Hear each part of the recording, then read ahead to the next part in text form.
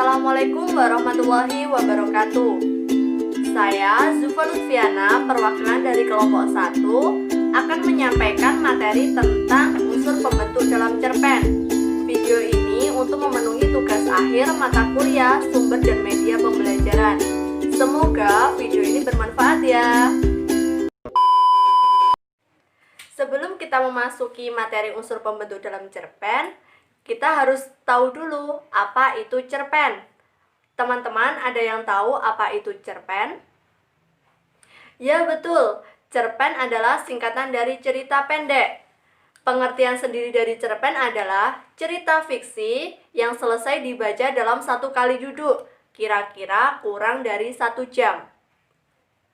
Selanjutnya, unsur pembentuk cerpen ada 2, ada unsur intrinsik dan unsur ekstrinsik.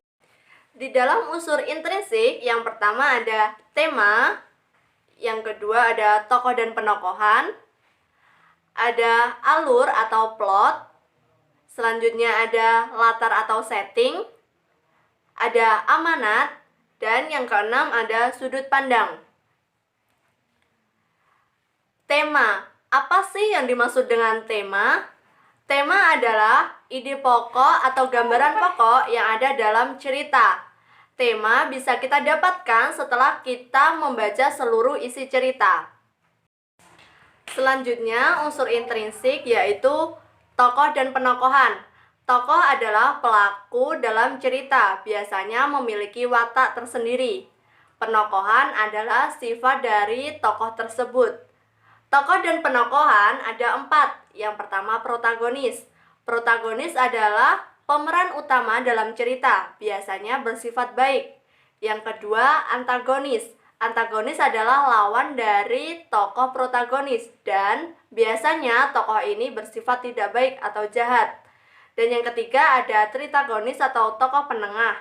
Tokoh ini adalah yang menengahi antara tokoh protagonis dan tokoh antagonis. Dan yang keempat ada tokoh figuran. Tokoh figuran ini adalah tokoh yang mendukung untuk menambah warna dalam cerita. Selanjutnya adalah alur atau plot. Alur atau plot adalah urutan jalan cerita, mulai dari perkenalan, konflik, klimaks, sampai penyelesaian. Alur atau plot ada 3. Ada alur maju. Alur maju adalah alur yang jalan ceritanya urut, mulai dari perkenalan sampai penyelesaian. Yang kedua adalah alur mundur atau biasa disebut dengan alur flashback. Alur ini menceritakan jalan cerita yang tidak urut. Biasanya penulis menceritakan konflik terlebih dahulu, baru menceritakan sebab konflik yang terjadi. Yang ketiga ada alur campuran, yaitu campuran dari alur maju dan mundur. Biasanya diawali dengan klimaks terlebih dahulu, baru menceritakan masa lampau. Selanjutnya ada latar atau setting. Latar ini berisi tempat, waktu, dan suasana dalam cerita. Selanjutnya ada amanat. Apa sih amanat itu? Amanat adalah pesan moral yang disampaikan pengarang untuk pembaca. Unsur intrinsik yang terakhir ada sudut pandang. Sudut pandang adalah cara pandang yang digambarkan dalam pengarang dalam cerita. Sudut pandang ada 3, sudut pandang orang pertama, orang kedua, dan orang ketiga. Orang pertama biasanya menggunakan kata ganti aku, saya, dan kami.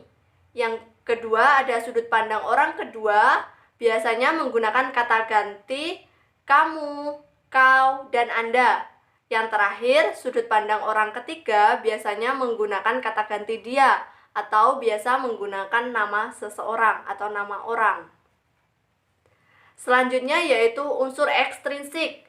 Unsur ekstrinsik yang tadi adalah unsur yang berasal dari luar cerpen. Unsur ekstrinsik ada 3. Yang pertama latar belakang masyarakat, latar belakang penulis, dan nilai yang terkandung dalam cerpen. Yang pertama, unsur ekstrinsik adalah latar belakang masyarakat. Latar belakang masyarakat ini adalah faktor lingkungan masyarakat sekitar yang mempengaruhi penulis untuk membuat cerpen. Faktor ini ada ideologi negara, kondisi politik, kondisi sosial, dan kondisi ekonomi. Lalu ada latar belakang penulis.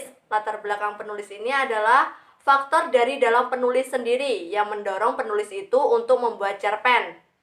Yang terakhir, ada nilai yang terkandung dalam cerpen. Yang pertama ada nilai agama, nilai sosial, nilai moral, dan nilai budaya. Itulah yang bisa saya sampaikan dari materi unsur pembentuk dalam cerpen. Untuk evaluasi, saya akan memberikan tugas. Yang pertama, kalian mencari cerpen, bisa cerpen apa saja. Kemudian, analisislah unsur pembentuk cerpen tersebut. Lalu, kirim jawaban kalian melalui via email zufalutfiana123@gmail.com.